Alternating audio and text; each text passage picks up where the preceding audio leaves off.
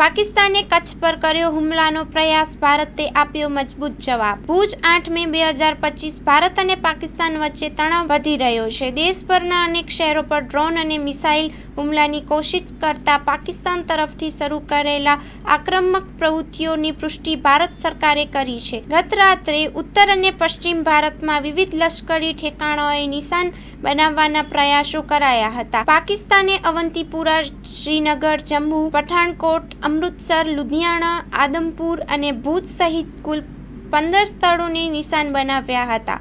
ખાસ કરીને કચ્છના ભુજ નજીકના ખાવડા વિસ્તારમાં સવારે 8 વાગે શંકાસ્પદ વિસ્ફોટ થયો હતો, જેમાં એક drone high tension power line સાથે અથડાતા વિસ્ફોટ થયો હોવાનું જણાય છે। ભારતે આ તમામ હુમલાઓનો સચોટ રીતે જવાબ આપ્યો છે। ભારતીય વાયુસેનાની S-400 સુદર્શન ચક્ર સિસ્ટમ અને ઇન્ટિગ્રેટેડ કાઉન્ટર ડ્રોન મિકેનિઝમ પાકિસ્તાનના ઘણી જહેમતપૂર્વક યોજાયેલા હુમલાને નિષ્ફળ બનાવી દીધા।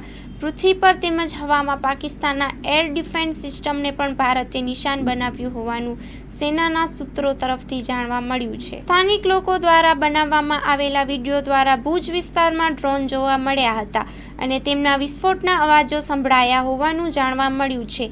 સુરક્ષા એજન્સીઓ ઘટના સ્થળે તપાસ શરૂ કરી ચૂકી છે અને વિસ્તારને વધુ સુરક્ષિત બનાવવા માટેની તૈયારીઓ વધી રહી છે। ભારત પાકિસ્તાન વચ્ચેની આ તંગદિલી ઓપરેશન સિંદૂર તરીકે ઓળખાતી કાર્યવાહી હેઠળ નવી દિશામાં આગળ વધી રહી છે। હાલના સંજોગોમાં દેશભરમાં સુરક્ષા તંત્ર વધુ સક્રિય બની ગયું છે અને દરેક મોરચે ઉપર તૈયારીઓ તીવ્ર કરવામાં આવી છે।